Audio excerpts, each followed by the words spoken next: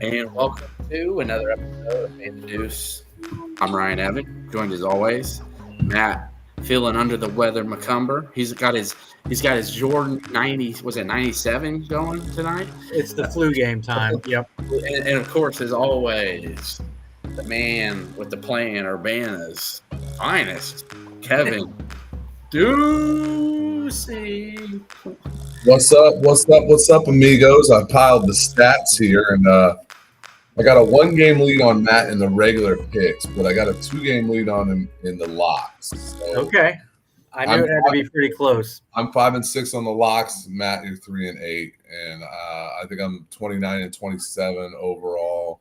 And you're 28-28. But So when you add in the locks, it moves things around a little bit. So you guys are flat lining around 500. Imagine that, guys. Isn't that funny how this gambling stuff works, right? Right. It's crazy how just like, and I will say, if you could choose to be at 500 or right above 500 or be under 500, I could assure you I know which one you'd rather be. Absolutely. Yeah. Well, it's one of those things that, we do this show obviously for fun. And if people are gambling and have a problem with it where they're not paying their bills, by all means, please seek some help for that. But if you're utilizing the opportunity to gamble to maybe make a little bit of money or even lose a little bit of money, but enjoy a game more, then that's what this is really intended for. And, it's one of those things like I was watching the end of the Ohio State-Rutgers game last week. And I have no dog in that hunt. I mean, obviously want Rutgers to win, but the game is over. And I know Matt and I are both sitting there watching it like, oh, my goodness, they're going through it for them in the fourth down in Ohio State territory. And they gave it up. And, of course, Ohio State punches it in for a touchdown. I was like, just do anything but score here. And we get the backdoor beat. And but that's gambling. That's what this game does to you. It's one of those ones like I would tell you this. Anybody who watched that Ohio State-Rutgers game knows that Matt and I were on the right side of that pick, Right. Yep. and we just missed it. Yep. Let's do it. I mean, they're up at half. I mean, there's not much you can do. And I actually played it with my own good hard-earned money, but I got in at 19, so I pushed on it. So there was a little saving grace there, but still was a bad beat in the overall scheme of things. Oh, without question, it was. I mean, it's just, and there's been several of that this year. The Notre Dame rips off the touchdown late against Duke that we were on. I think we were both on the wrong side of that one. It's just, but you know what? I mean, it's part of the game, and it's why Vegas has been so good at building. And I'm gonna say this though, and then maybe it's people like, oh no, they wouldn't risk doing it, but there's people on most of these teams and staffs and that they know the spreads, man. The people in charge of Ohio State, you don't think anybody's putting money on that on their side? Like, let's put this up.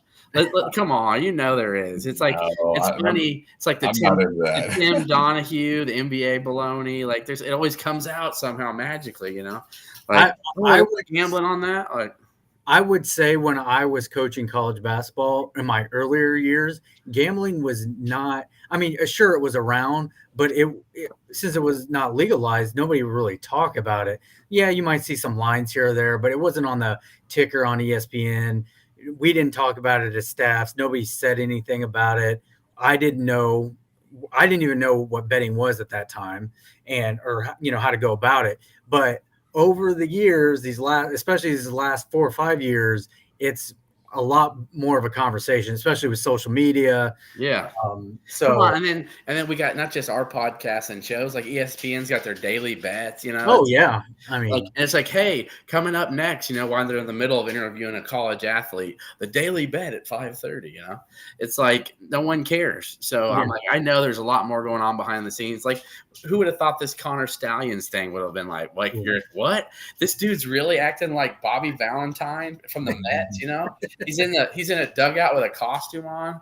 Like, you got Connor Stallions dressed up as a Central Michigan coach. That's wild. Dude, it's just crazy the depths of things that you really think about. And you're like, I'm just going to go to a game. So, let's go to the first game on the docket, you guys. Let's get you both way above 500. So let's do it. We're going to start with Tennessee at Missouri against a very good Missouri team. It's hard to say. Missouri team who Illinois will be taking part of that rivalry is going to be rejoining here in a couple seasons. So Illinois get it right. And it's an ongoing one from the looks of it, right? I mean, it's. I think there's 6 years on the schedule, so yeah, they better get it going because as much as we want to make fun of dorky, whatever, Dorkowitz, it's Missouri had a heck of a showing last week at Georgia. It looked like they were driving to possibly have a win the game late, and Georgia had a lineman pick off the ball and run it down to the red zone, and that pretty much sealed the game there. And Tennessee's been doing kind of what you expected this year. They didn't have that early Hendon Hooker type pub to get them in the top 4, but they've been pretty good. They're in the top 20 again this year, and so this is going to be in Columbia, which is going to be tough. Missouri's been pretty good there. So Matt, we're going to start with you. The line 1.5 for Tennessee. That's a little surprising to me. I feel like Missouri should at least be favored, but what's your take here? I'm going to go ahead and jump on the Tennessee Vols minus 1.5 here. I'd say that a couple reasons. Tennessee's kind of switched their offense overnight with not too much fanfare here. They were really pass heavy last year, and this year they've a lot more run heavy, and I think they're third in the country in rushing offense. They've got a great O-line. I love that. They've got 5 backs averaging at least 5 yards per carry, which is pretty unheard of. 5 different running backs. So they've got a lot of weapons to run the ball. Nobody really gets too tired throughout, a lot of carries. And it's really been working for them. Now, Mizzou's got a pretty stout defense, but I think at the end of the day, I mean, they exerted a ton of effort last week and energy. And Luther Burden, their superstar wide receiver, got hurt and was kind of a decoy in this whole second half. Didn't really come into play at all.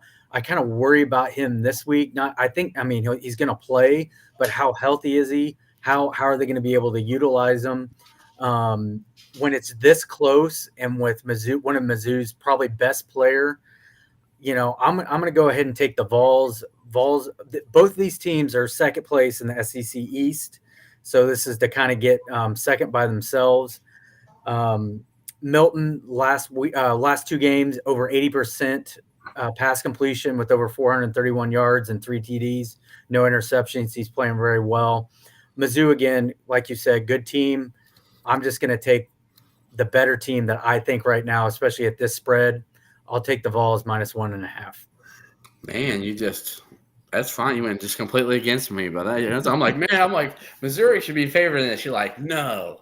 This is all the way. Vols, go Vols. Kevin, what do you think, man? Remember, you guys are competing against each other here. So, what do you? I'm glad that Joe Milton can go out there and complete a bunch of passes against UConn, and Tennessee can rack up a whole bunch of stats against a garbage team like UConn, and get 14 and 16 and 25 yards per carry. As you look, there's a lot of stats that are skewed there, my friend. Not so fast, my friend. I'm just kind of busting Matt's balls a little bit there. My biggest thing is I'm not a Joe Milton believer, and Tennessee, for the most part this season, has had a little bit of struggles on offense of like getting in the end zone and being able to score. Missouri's offense is shown to be pretty dynamic. They're a little bit battle tested here coming off of playing Georgia. They're playing at home, and I get 1.5. The one aspect for me that bothers me here, Ryan, is exactly what you said, is the average Joe bettor is looking at this game and saying, hey, listen, I got a ranked versus ranked game, 13 versus 14, I think. Yep. And I get the team at home who they're ranked virtually the same, and the home team is getting 1.5. Joe Q public bettor is going to be all over Missouri on this one. And so I don't like doing this. I think this is a weird line, just like you said. And when I normally have weird lines, I lean into the weirdness like I did last week with my lock with Iowa State, and I lost. So I'm going to take a little bit of my medicine here, and I'm just going to take the home team. I believe Farrell Field's worth a couple points here. I think Joe Milton has a tendency to make some mistakes. The health concern of Luther Burden III is a big deal because that dude is freaking dynamic. I mean, he is He is round 1 NFL draft material. I think he's a true sophomore, if I'm correct. Yeah. He can't come out yet. Thank goodness he's going to be gone when the Illinois series starts. He will be a top 15 pick next year in the 2025 draft. Book it. Yep, absolutely. But I'm gonna take Missouri on this one. And anybody who knows me, you guys know me, it like rips at my soul to pick those jackasses. I hate them. So. And you know what? It's too bad that this is a 2:30 because this would have been a home dog in prime time. But you know what? It's going to be prime time when the game's over, finishing. Yeah. I'm telling you, Columbia is feeling themselves right now. I mean, they for a moment they had the number 1 recruiting class in 2024, and so Cooper Flagg committed to Duke. I think it pushed Duke over the top there. And this football team's 7-2, dude. And I hate to say this. That's a really good, competent football team right now. Their 2 losses are to LSU and to Georgia. They've impressed me, man, and I think that I think Dorkowitz has got something going there. Yep. So, you had different picks on that one. Good. So there's gonna be a separation starting. Let's see if the trend continues here. We're gonna go to the final matchup of this, rivalry here. Utah and the Washington Huskies play pretty much the farewell matchup because Washington will be joining the Big 18 next year. And so 9.5-point favorites, Washington at home. And I can understand that because, Washington definitely – I would say better defense than USC. I know USC and Washington put 94 points up last week. We were talking about that, 70? I was like, I don't think that's going to be enough, right? But Washington's defense, Caleb Williams obviously did some damage, but Washington has shown, against Oregon when it needed to make some stops, they could do that.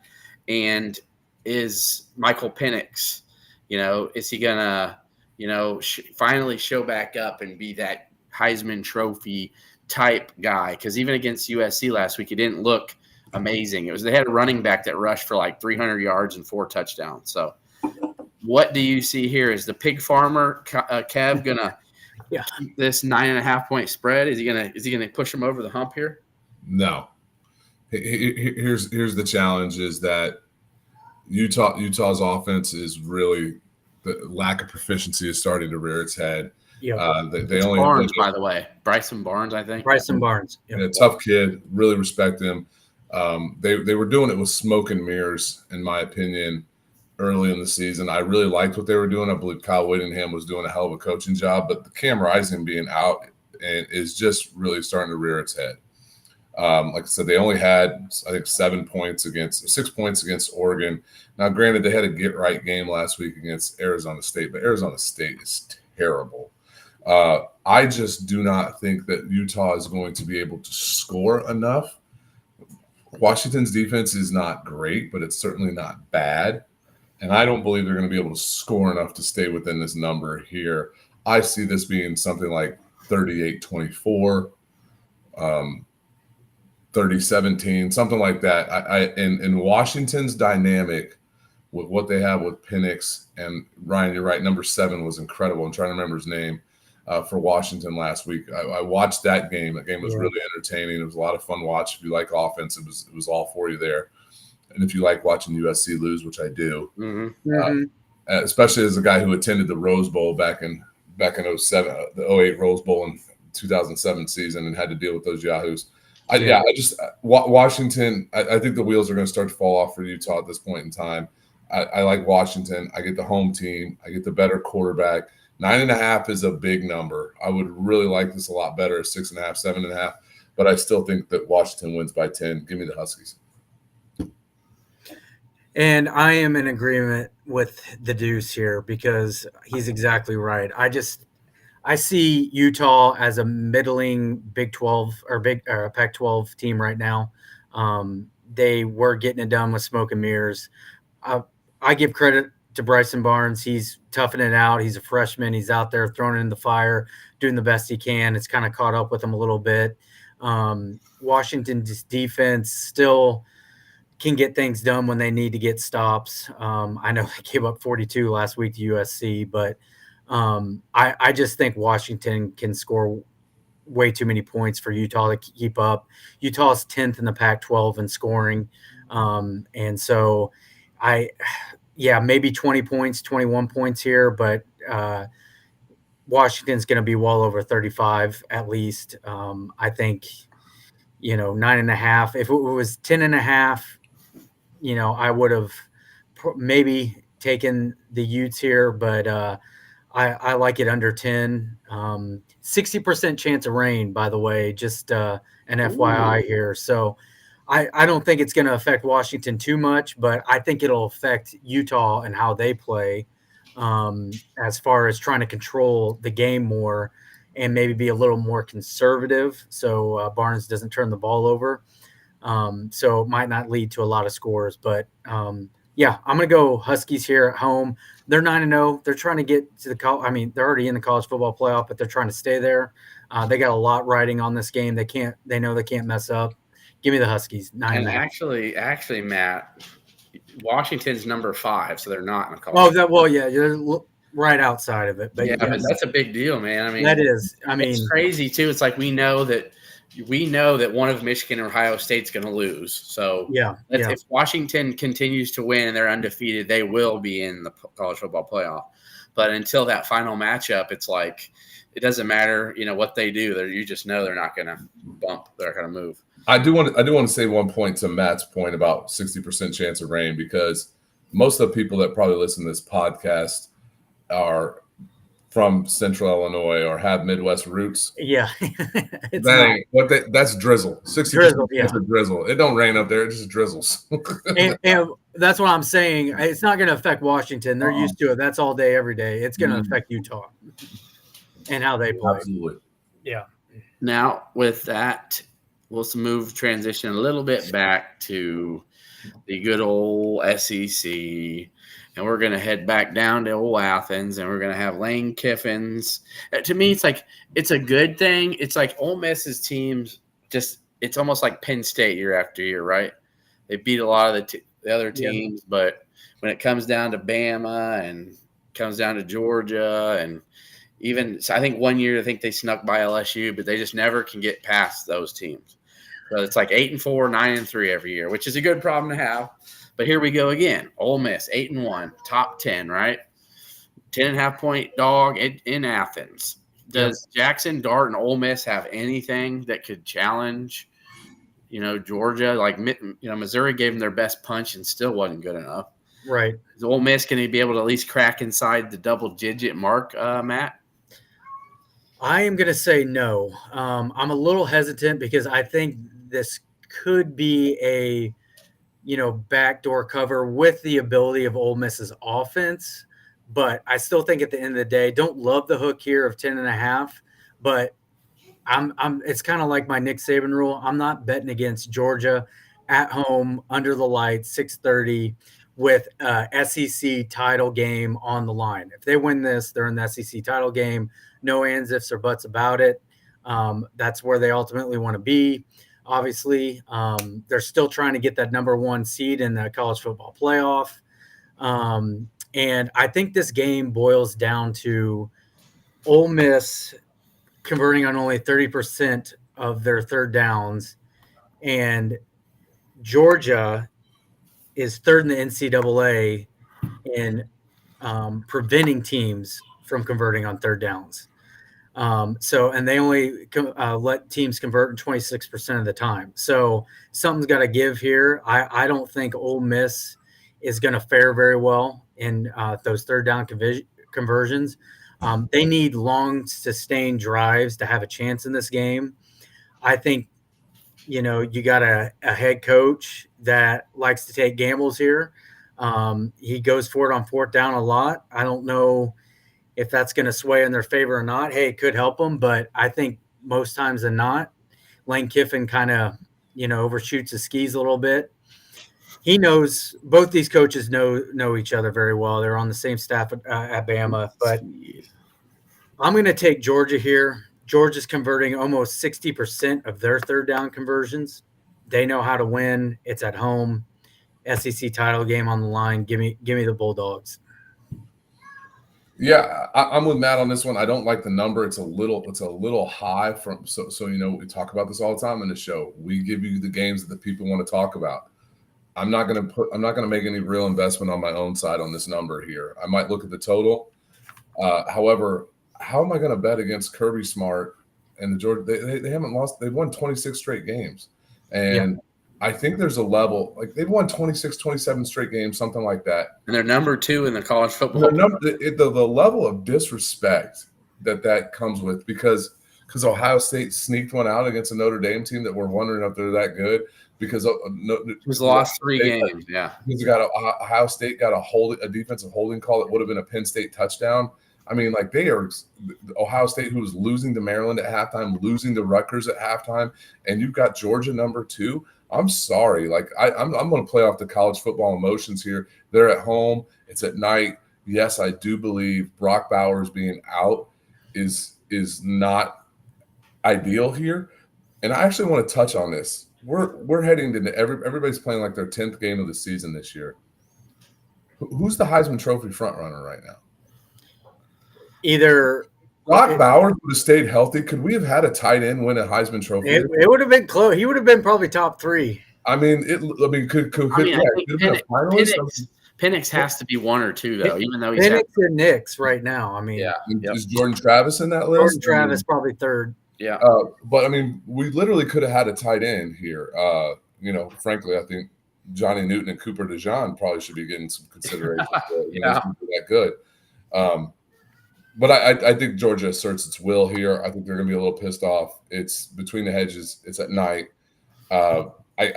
Jackson Dart's a good quarterback. The kid from Georgia, I don't even know his name. Their numbers are almost exactly similar. Just give me the dogs here. I think they win by 2 touchdowns. I think this ends up being something like 31-17. Carson Beck, right? Carson, Kid's played well. Like he really has. He was a little shaky to start. Had some jitters and going out there learning, but he's been great last 4 or 5 weeks. And Edwards, their star running back, is really starting to find some things there. The Mississippi does have the Judkins guy who's pretty solid. Mississippi's shored up its offensive line. Early in the season, the offensive line was playing really poorly, and they've gotten it better. But still, if you were poor at one point in the season, you can be poor at another point in the season. Georgia's not the team to have a poor showing. It could be dangerous for old Jackson Dart back there. They might have to turn over to Spencer Sanders, former Oklahoma State guy. It'd have been Luke Altmaier time. Lukey Legs would have shown him what was up. Dude, if Spencer Sanders was still at Oklahoma State, would they be 9-0? No. They might be. I mean, they were really terrible though the first few weeks. They lost 23-0 to South Alabama, and now they're 7-2. Yeah. So let's move to the real big conference in this country. Let me tell you, Michigan, Penn State. I'm talking about big noon kickoff. Joel Klatt, Gus Johnson, live in living color from Happy Valley. It's a whiteout. Is Penn State finally going to get that elusive big win? And you know what? Michigan's just been blowing everybody's doors off, right? They haven't really had any close games this year. You know what? And so, Kevin, we're going to be Matt, we're starting out with you again, or is this Kev? It's Kev, okay. Yeah. So does that come into play, though, with the team, even though – we've got McCarthy and all these boys had big matchups. Corum, they had some very close games last year, obviously, as we know. But having a year off where you don't really have much of a test, any type of environment like this, does that come into play in this, Kev? Well, it's funny because I was looking at the schedules and I was like, okay, what – Ohio State, I mean, Michigan's best win. They're terrible. Is Rutgers.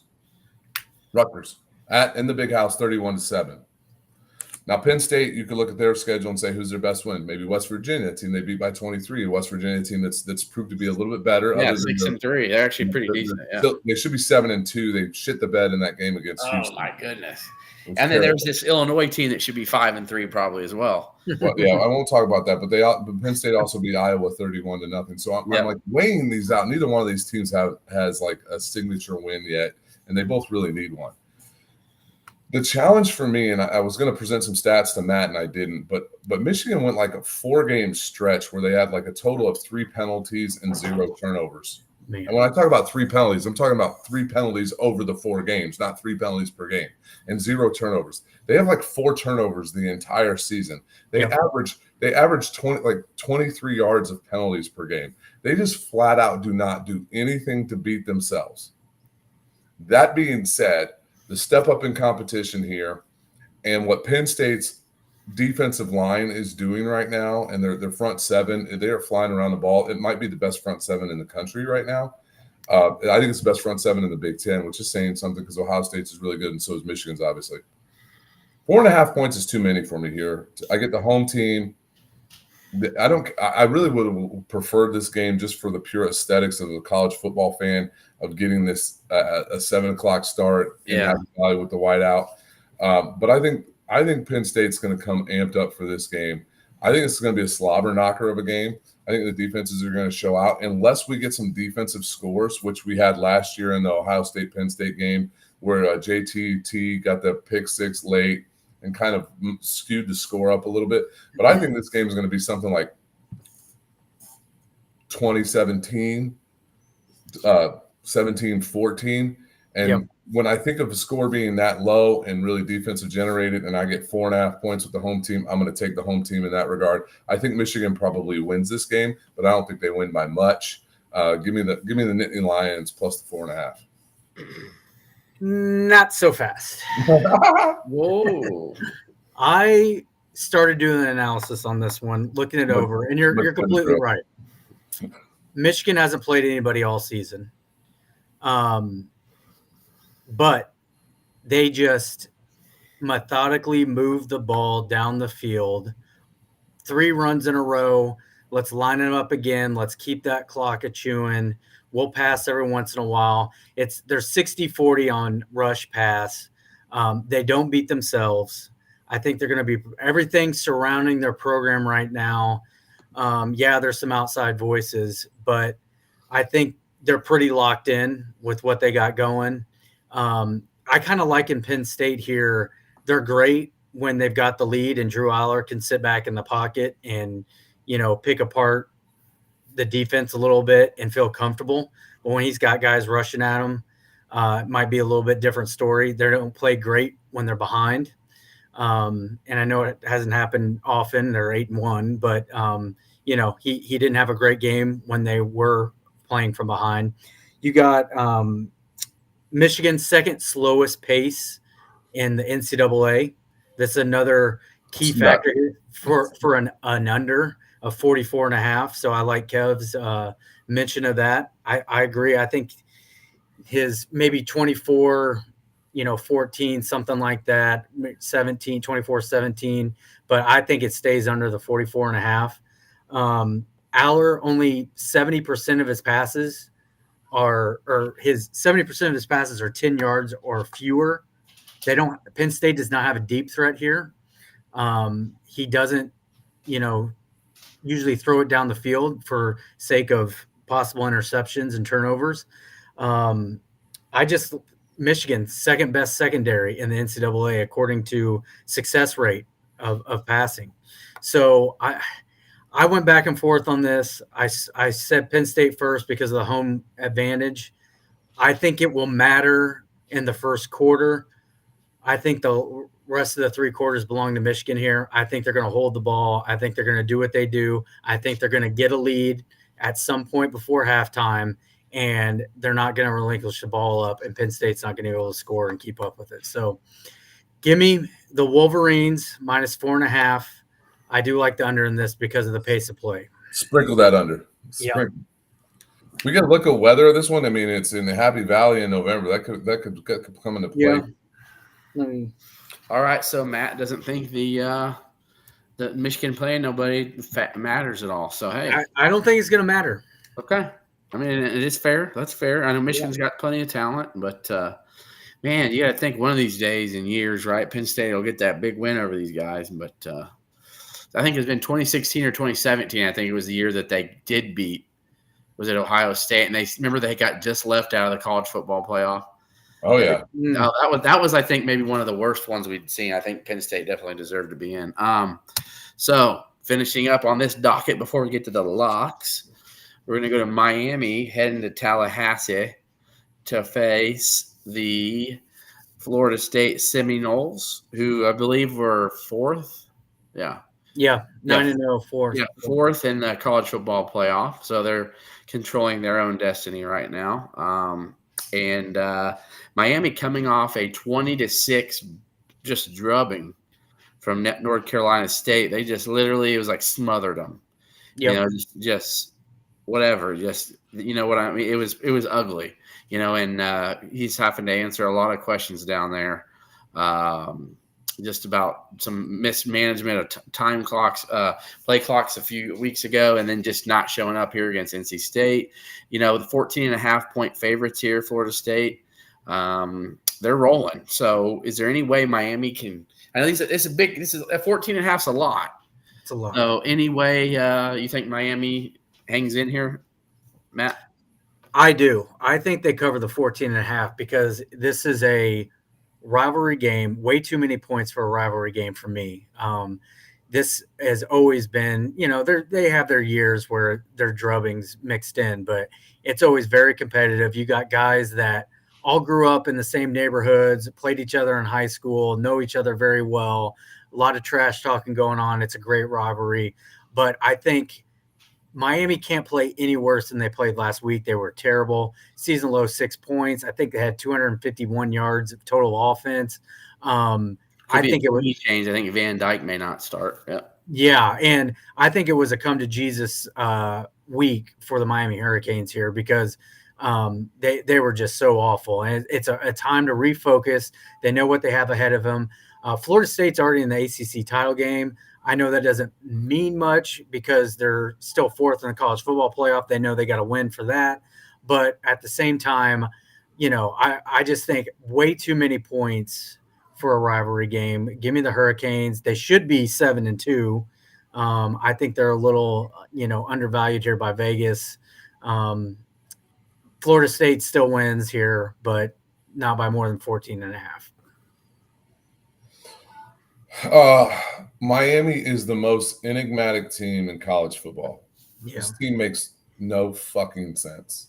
This team lost to Georgia Tech at home in a game they had clearly wrapped up. And since then, they got shellacked by North Carolina. I don't care what the score says. I watched the game. It was like 35-17 in the fourth quarter.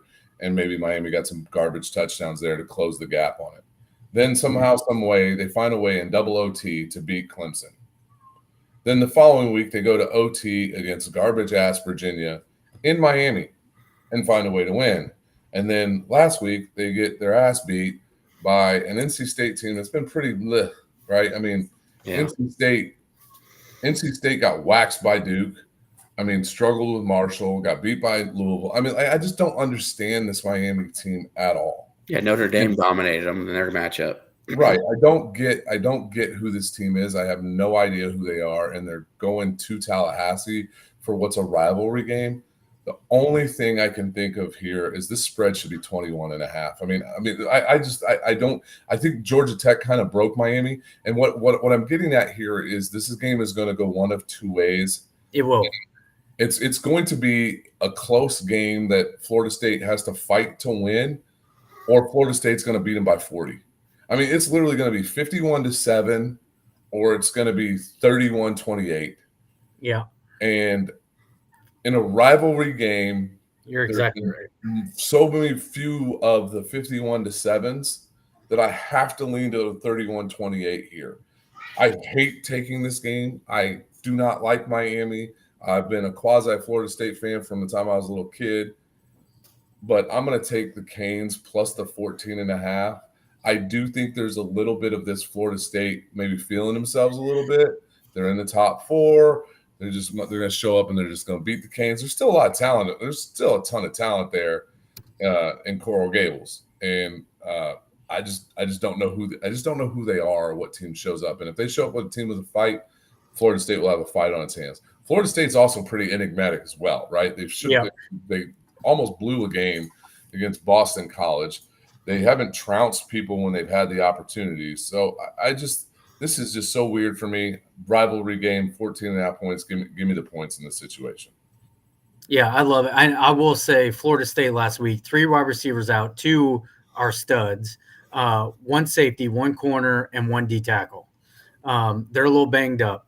I think 2 of the 3 receivers will be back this week to play, but they weren't even dressed last week. So we'll see. Miami's had some issues with injuries as well, especially on their offensive line. So, it's a toss up here, but I'm with Kev. It's just too many for a rivalry. Yeah, all those injuries to the wide receiving core, and Duce Span ain't doing nothing. Nothing. Yeah, I saw him have 1 big play against He Duke. did have 1. Right. So Kev, time for some redemption time. Okay. Yeah. This is for you fans. I want you to get on FanDuel. I don't care where you go. You can get on BetMGM. You can get. I'm doing shameless plugs. Maybe we'll get one. Pick us up. DraftKings. Come on. What's another one? Anyway. Rivers. Yeah. I would love to take 2 locks this week because I love 2 games this week. Matt, you got another one in your back pocket? I can find one real quick. Go All for right. it. So find one while Kevin's going off. It just rattle, Kevin. Keep going.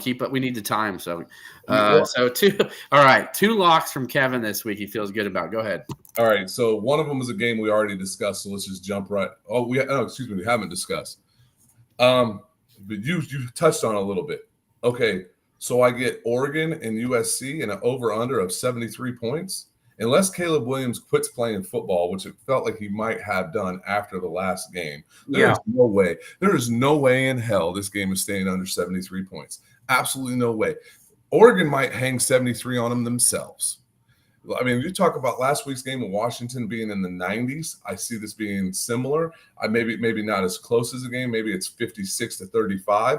But I'm telling you, Oregon's going to score all the points they want, and USC still has a dynamic offense. They're gonna get at least 30-35. Yeah. So give me over 73, please, all day long. Take the over. I know it seems like a sucker bet, but you know what also makes it fun is you get to watch that game and cheer for all the offense. Yeah, that's true. true. A lot of fun to cheer that one. That was not the lock I submitted earlier today, but it is. I'm rolling with that. I love that lock, and I put my brother Matt on the spot. He does not have to take 2 locks this week if he doesn't. But I love that one. Yeah, he's looking at badminton matches right now. Come on.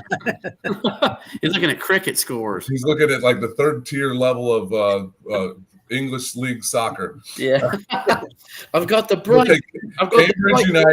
Cambridge United over the Blackburn Rovers. All right. Actually, funny. I know one of the owners of Cambridge United, which is a tertiary league in the English Premier League, English Soccer League, or whatever. And then the game I also chose that I sent earlier is Iowa State heads to Provo to play BYU. Oh yeah, love it. 9:00 Central Time, and I get BYU plus 7 points. I get a home dog in prime time in Provo in altitude.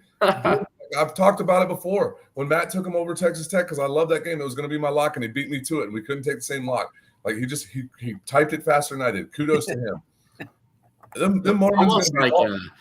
almost like a lock. BYU needs to schedule all their non-top 3 or 4 Big 12 opponents in late night games there. Dude, I don't want to. People playing there in Provo's tough, dude. The only team that's come out of Provo TCU did handle them pretty easily. Texas beat them, but I love BYU at home, man. Wait a second. BYU at home this year. I don't think they've lost at home. They smacked Cincinnati around. I remember that. Yeah, they're undefeated at home. Yeah. They beat Texas Tech. They beat Cincinnati. They beat Southern Utah. They beat Sam Houston. They've lost at Kansas. They lost at TCU. They lost at Texas. And the line's up to 7.5 according to ESPN right now. This is not a bad football team. I have no idea why this line is 7.5, and you get them at night. And like I said, this Mormon's full of Dr. Pepper. Give me the Cougs plus the 7.5 and the special pajamas, baby. Let's roll. Oh man, that's your second week in a row you've had Iowa State and something, right? Or did we have Iowa State? Yeah, I had Iowa State. I took that lock because the line made no sense to me, and Hey, you know what? It ended up being a touchdown game, but it wasn't a touchdown game. Kansas handled them all day long. Yeah. All right. Well, Matt, if you still need time for your second one, we can. I'm going to go. My first one is Georgia Tech plus 14.5 at Clemson. Clemson's coming off Saturday. Say again. Let down Saturday. Exactly. Yep. Huge win against Notre Dame. They're feeling themselves again. Both of these teams are still 5-4. And Clemson still got Cade Klubnik as their quarterback, who still makes mistakes. I think this number is way too high.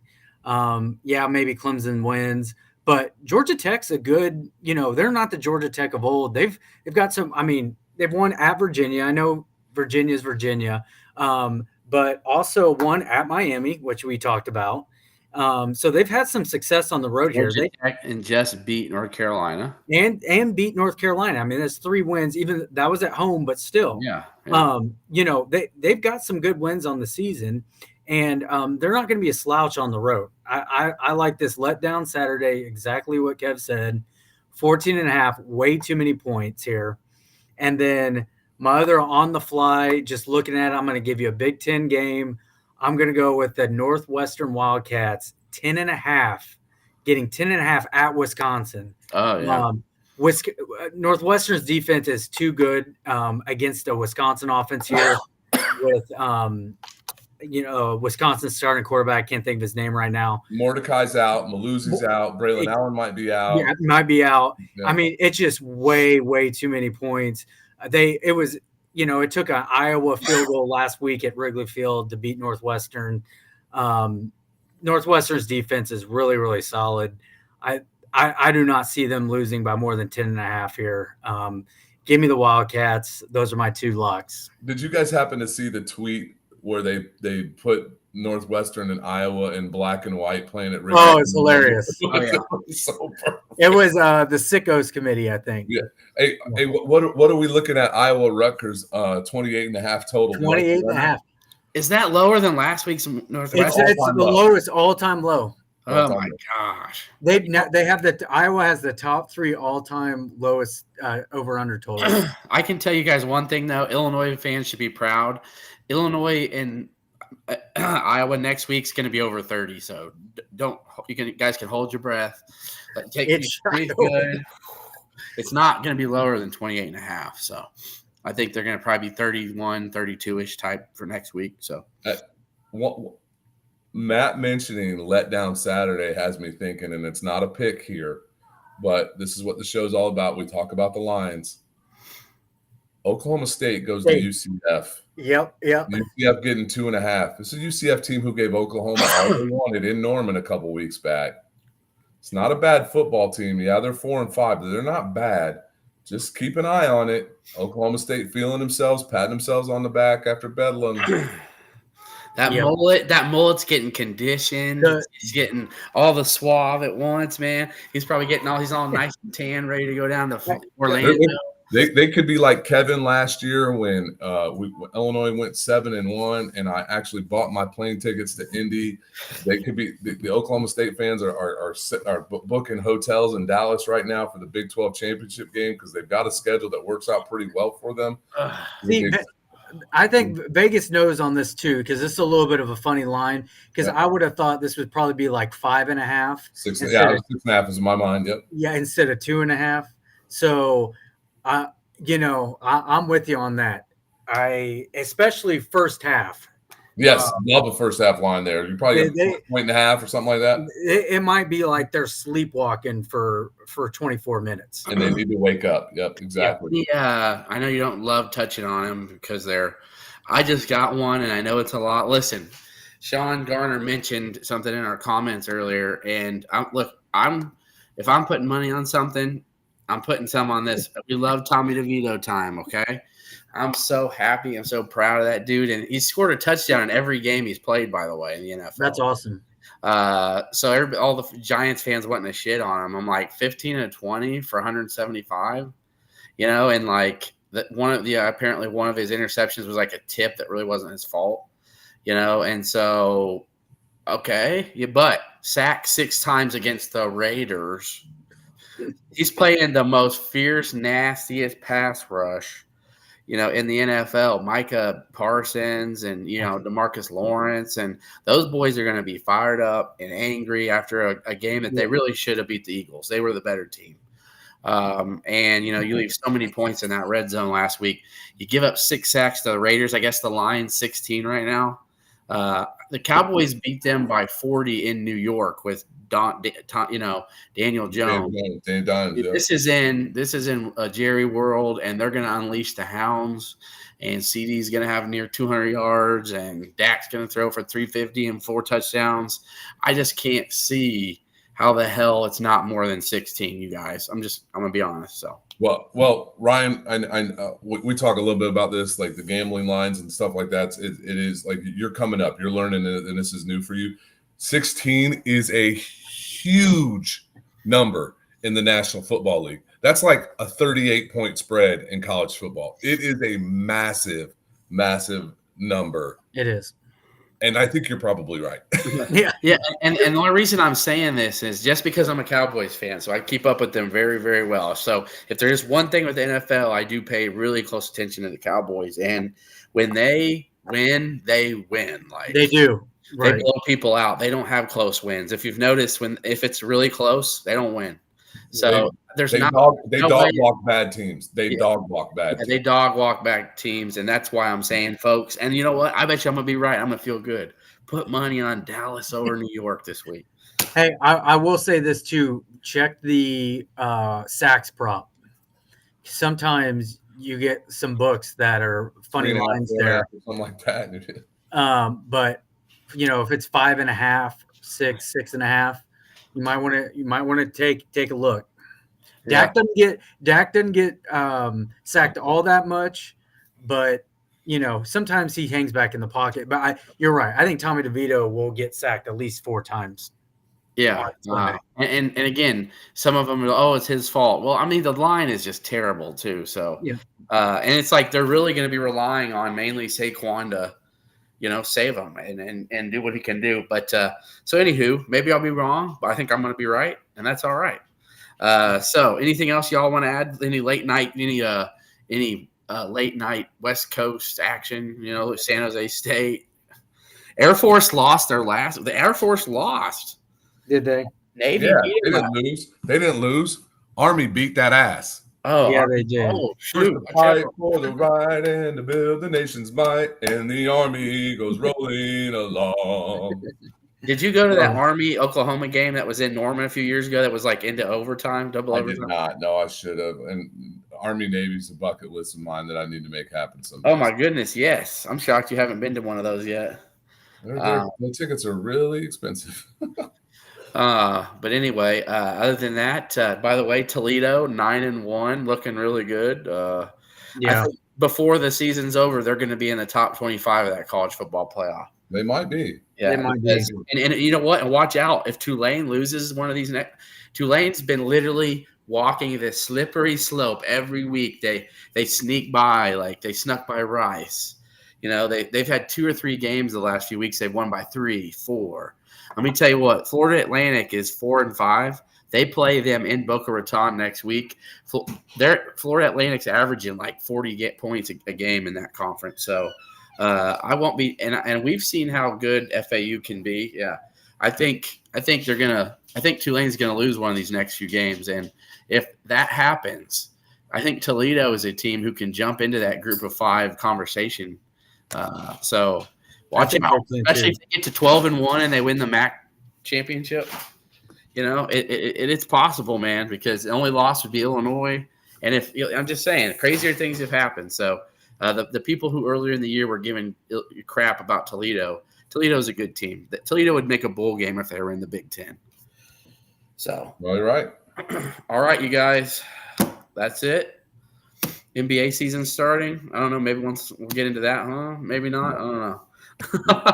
That's I am terrible betting the NBA. It's the worst sport in the world to bet. Yeah, it is. It really is. You will take a team like -6.5. It'll be like the halfway through the 4th quarter, and you're up 24.5 points, You're like, oh, I'm gonna go to bed. Trailblazers are up 24.5 over whoever, and then you wake up the next morning and Trailblazers lost in regulation. You're like, what? They lost? I took to your point, the Trailblazers the other night on a live bet. They were like plus 246 or something. I took them. They immediately went down like 12 points. Well, they were down 10 with 3 minutes to go. Shut it off. They got it to overtime and won in overtime. But I mean, it's just how it is. And actually, I think it was like 2.5 minutes they were down by 10. That's about as much as I enjoy the fantasy basketball. It's just terrible. Oh yeah, like, I don't. Do that. People like, do you want to play in my fantasy basketball league? And I'm thinking, okay, sure. I tried this about 8 years ago. And I'm like, oh my God, every night you got to change your player out, like James Harden. You know, I'm like, oh, he's sitting out to rest tonight. You know, I'm like, it's just too much. It's too much. Yep. All right, you guys, that'll do it. Okay. Swap me out. ILL. I. Illinois over Indiana.